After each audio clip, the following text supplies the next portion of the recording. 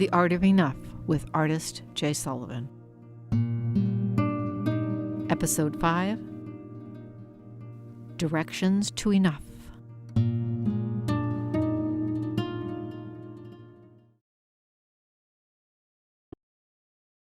Welcome to the Art of Enough. Hi, I'm artist Jay Sullivan. This podcast, Directions to Enough, is an appendix of the previous 4 podcasts.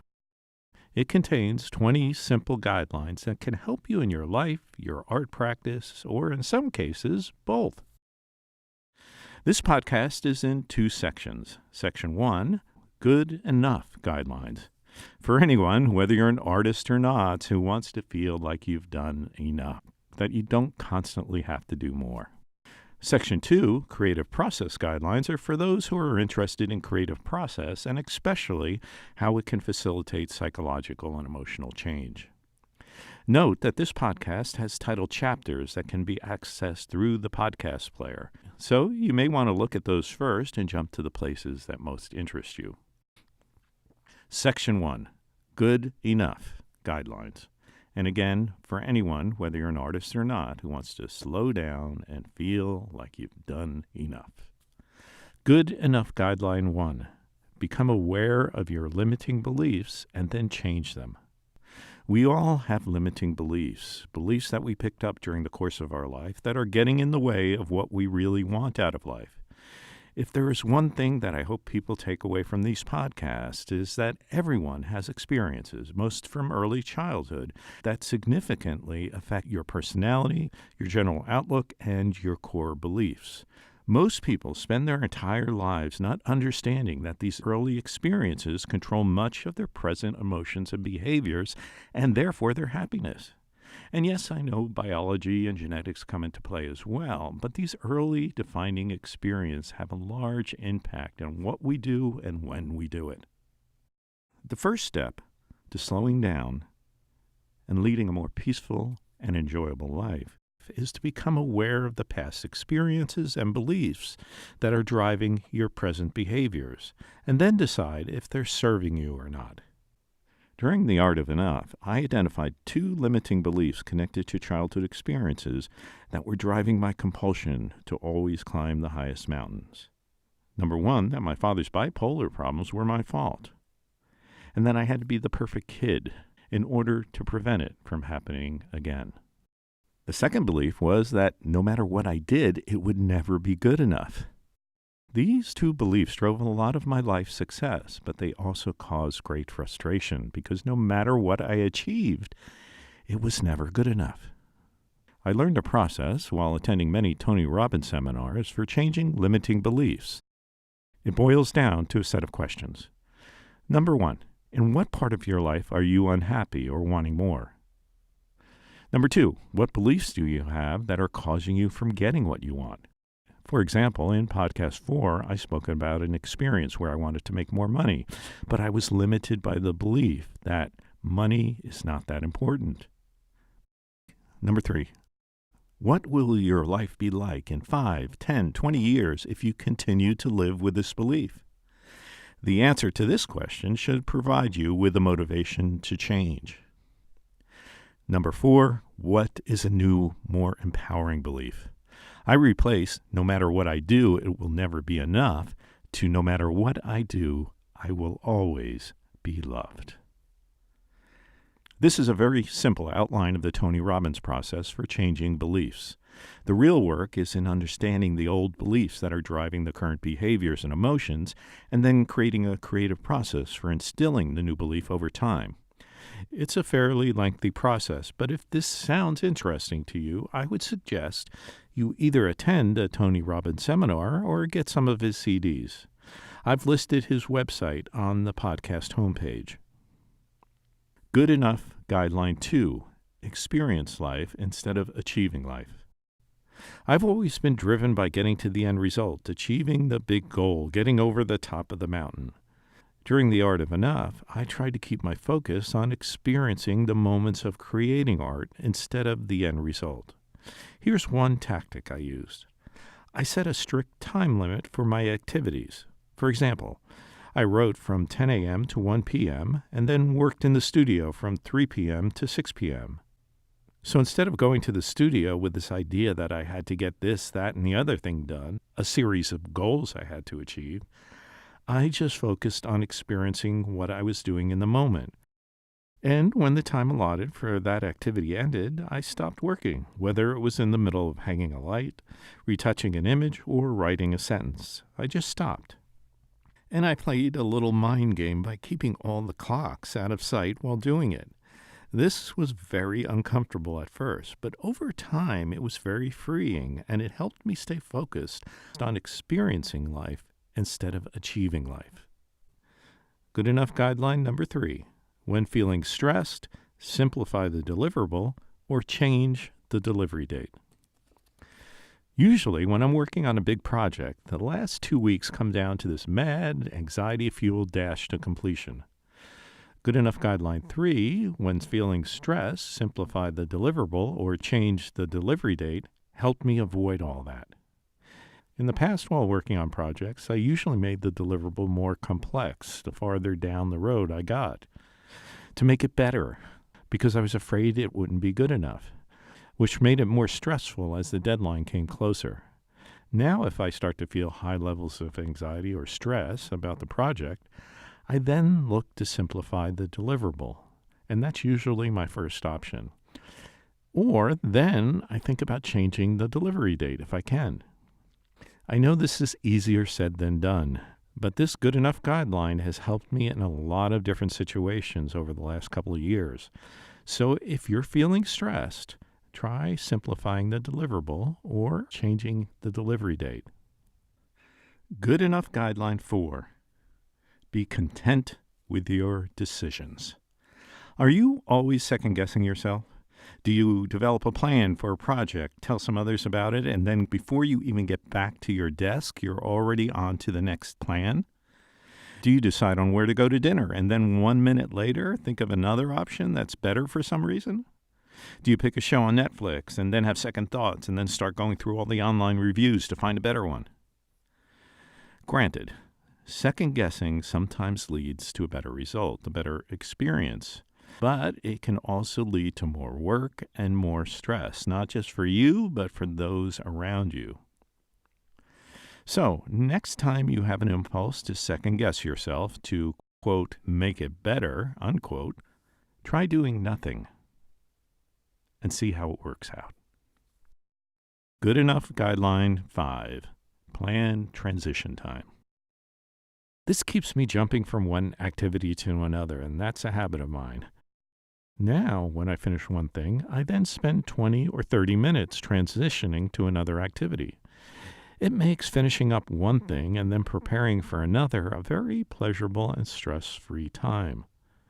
Planning transition time also provides a built-in buffer in my schedule. If one activity goes too long, then I'm not rushing for the next. Good enough guideline 6. Leave open time open. Do you try to fill every moment of every day? And once the schedule is filled, if something gets canceled, do you feel compelled to fill it with something else? Try being aware of how much you cram into any given day or week and experiment with not scheduling yourself so much. Leave open time open. Good enough guideline 7. Teach your brain to be happy with doing less. Most of us who are addicted to overachieving are doing because we believe something bad will happen if we don't. Once you start doing less and your life gets better instead of worse, you start to be comfortable doing less. And you start to strengthen those connections in your brain. Good enough guideline 8. Avoid Humpty Dumpty. During The Art of Enough, I realized that I had spent a lot of my life trying to fix Humpty Dumpty, trying to fix that which was irrevocably broken. Changing this conditioned pattern behavior first meant realizing it was happening, becoming aware, and then second, replacing the pattern with a new one. So I developed 4 questions to guide my behavior whenever I got the feeling that Humpty Dumpty was about to fall off the wall, and I felt compelled to rush in and save him. Before I did that, I first asked these questions. Will I enjoy doing it? Will I be effective? How will my behavior affect my relationships with others? How will this choice affect me in the long term? These 4 questions allow me to avoid Humpty Dumpty, that which is irrevocably broken. But at the same time, I am open to new experiences and I am setting myself up for long-term happiness.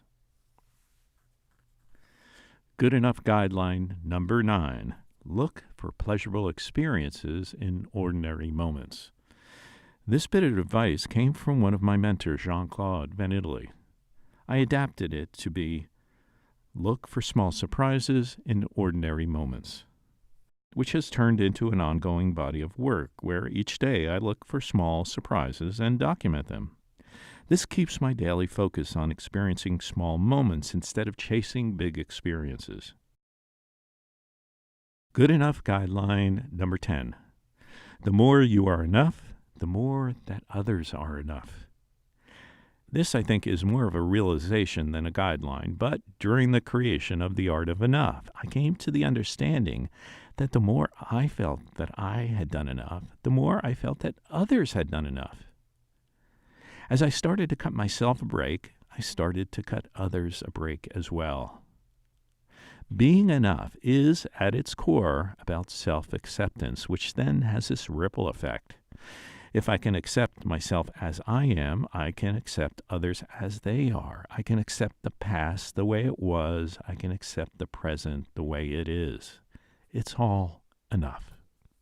So that's section 1, good enough guidelines. Now, section 2, creative process guidelines. And this is for those interested in creative process, and especially those who want to know how it can facilitate psychological and emotional change. Creative Process Guideline 1. Good creative process leads to good results. I have found over my lifetime that if you create a good process, you will get good results, and that's for any area of your life. If you identify the key steps to getting good results and then apply them consistently to various situations, at the end of the day, you end up in a good place. I've spent 30 years studying creative process and almost 10 years evolving my current creative process, which combines art making and psychological change. It currently has 4 primary components. Number 1, become aware of a behavior or emotion I would like to change. Awareness is both the first step to change and is a facilitator of change in itself. It's both a means and an ends. This is a step that has been part of my process since my earliest creative work. Number 2, conduct research, which is both external, traditional research such as psychology and neuroscience and art, and internal research through meditations, psychotherapy, and art-making experiments. The research helps me understand the science of the behavior or emotion I'd like to change, and at the same time, the origins of my specific behavior or emotion. Number 3, create an art-making process that helps me change the behaviors and results in a body of work. And this is in 2 steps. Generally, I'm desensitizing myself to the emotional power of the old beliefs. And number 2, I'm trying to use the creative process to help instill some new beliefs. Number 4, engage in conversations. This has become more and more important to me over the last couple of years. I used to be an introvert.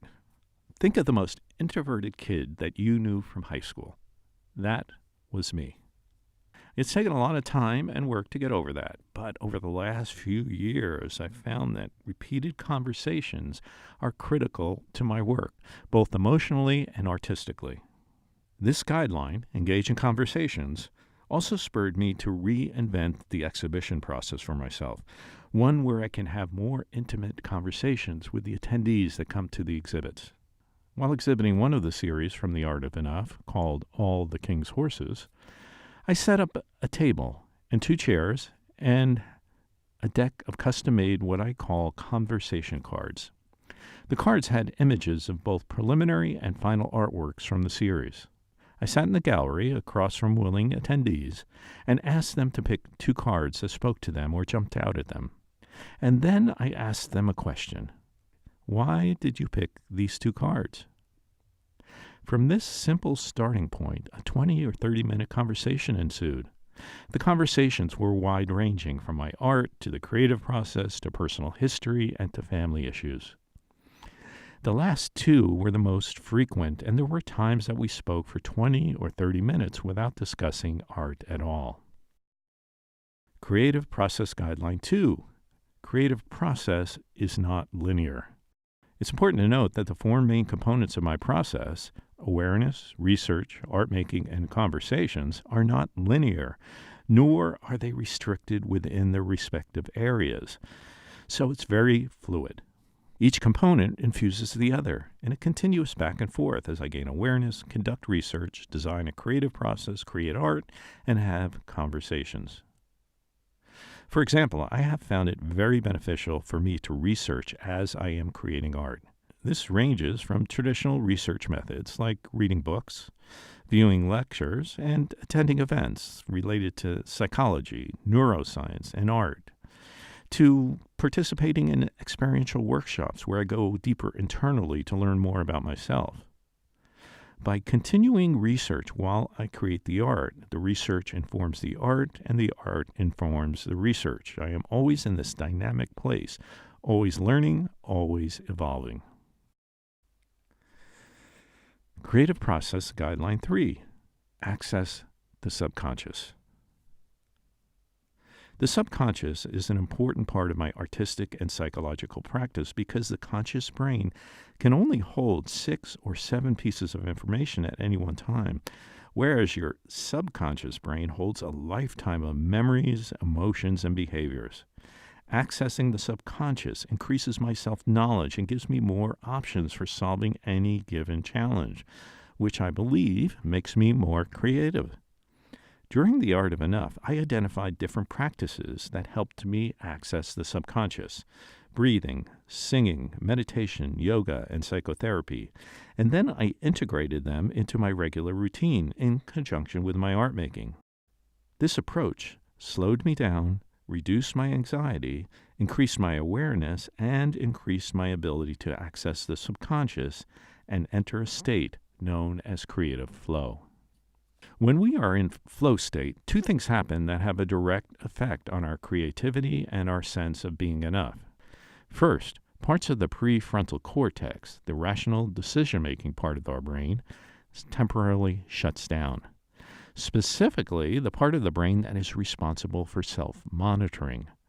Essentially, the part of the brain that gives rise to those negative inner voices or demons, including those that say, you are not enough, you are not good enough. That part of your brain shuts down. Basically, you feel more enough because you don't have the ability to feel not enough. That part of your brain is shut off.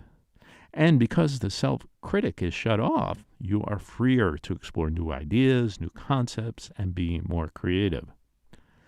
The second thing that happens when you're in flow is that the brain waves change from normal waking consciousness brain waves, which are fast-moving, to slower brain waves, oscillating between the ones that occur when you're daydreaming and the ones that show up when you're actually dreaming while sleeping.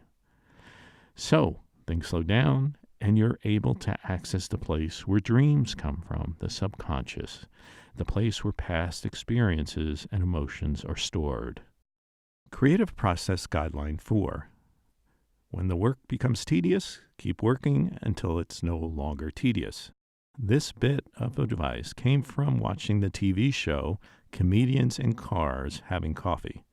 Comedians Jerry Lewis and Jerry Seinfeld were discussing creative process, and it was either Jerry or Jerry, I don't remember who, but anyway, one of them said, when the work becomes tedious, keep working until it's no longer tedious. And this is a really great piece of advice. I found if you just keep going, instead of getting stuck, something eventually pops, and the work becomes more enjoyable and more productive, and you get back into flow. Creative Process Guideline 5, Breathe. Proper breathing is an important creative tool because it can help us reduce anxiety and also help us access the subconscious. Most people do not breathe properly, having developed a habit of shallow upper chest breathing at some point in their childhood. So, if not shallow upper chest breathing, what is the correct way to breathe? Well, you would think it would be about taking in oxygen. The lungs take in oxygen and exhale carbon dioxide. You've undoubtedly heard the advice. Take a deep breath when you're stressed. But the taking in or inhaling is not the part to really focus on. Proper breathing is all about the exhalation. It's about getting rid of the carbon dioxide, so your lungs can automatically take in the oxygen.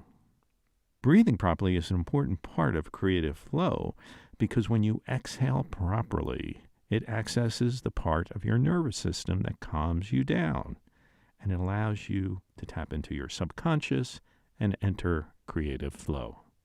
One helpful technique is to practice long exhales. I do this on a daily basis. Just breathe in and let it out. It helps me get to a place where anxiety is reduced and my ability to tap into my subconscious is enhanced. Creative Process Guideline number 6, Experiment, Experiment, Experiment. I used to ruminate over a lot of different artistic and creative approaches in my mind before I set off in a specific direction. I only started making work when I felt that I had a solid idea or I knew what I was doing artistically. Now I make work while I'm exploring ideas and doing research.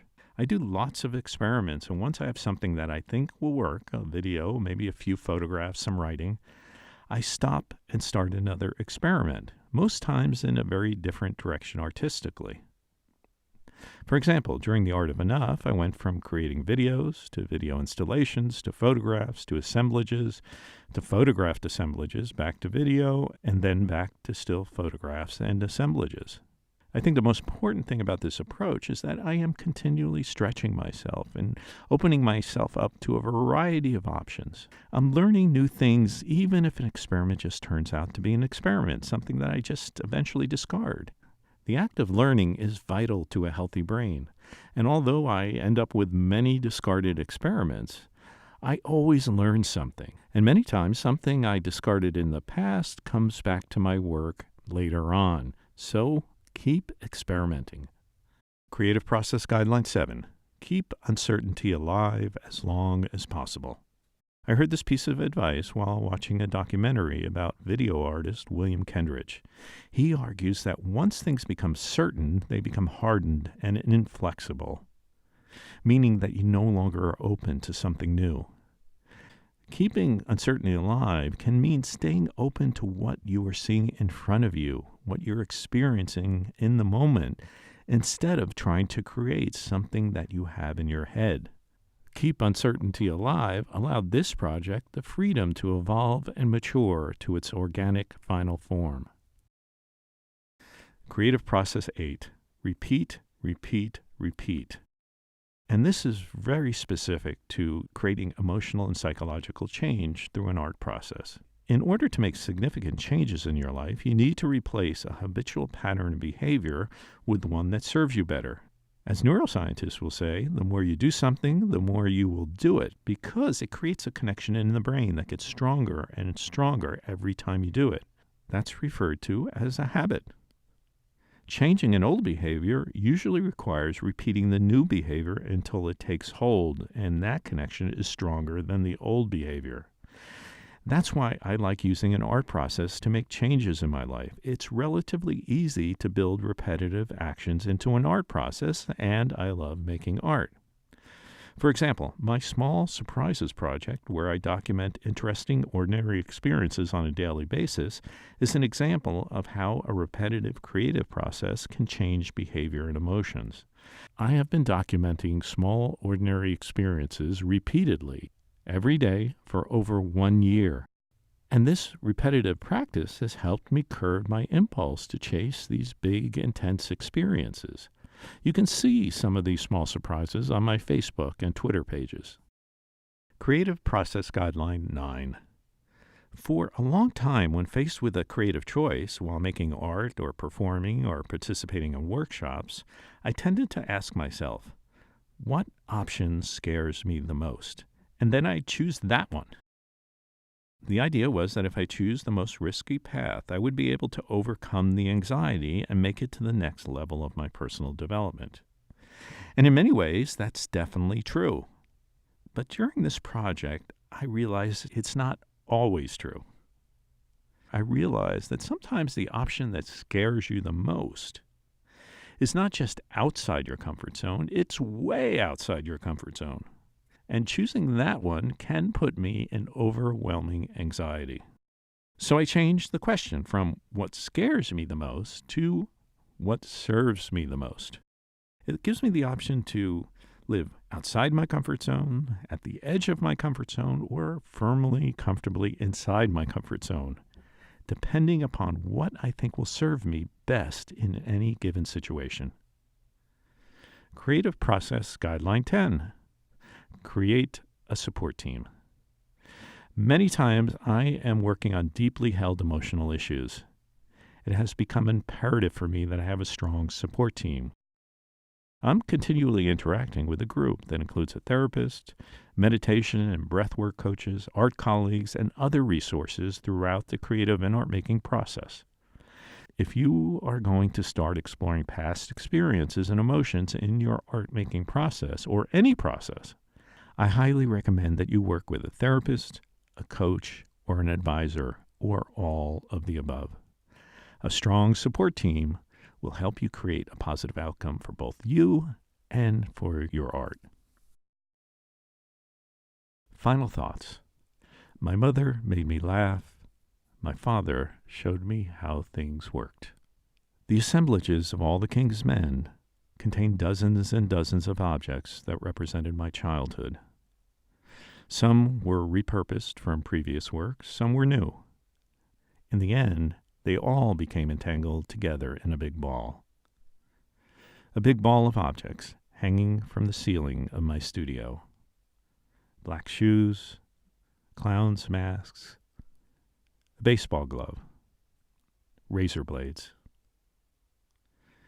Those and many, many other items wound together in brown jute twine, fishing line, rope, and red and white polka dot material.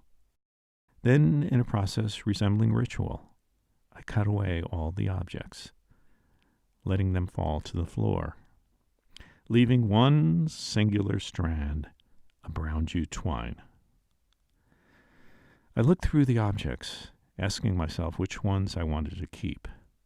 I chose 2 objects, a clown's nose, which I remember my mother wearing when I was a child, and a Zippo lighter, which I remember my father taking apart and showing me how it worked while we sat at the kitchen table.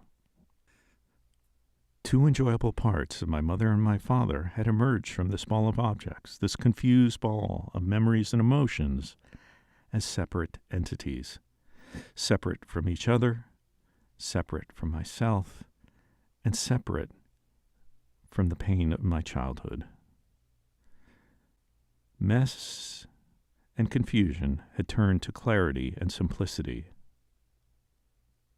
The clown's nose and the lighter became the primary elements of the installation called My Mother Made Me Laugh. My father showed me how things worked. So, for now, as I move forward from the art of enough, I move towards these 3 main guideposts: laughter, learning, and love. If I can laugh a little, learn a little, and love a lot, it will be more than enough. I'm artist Jay Sullivan. This has been The Art of Enough. Thank you for listening.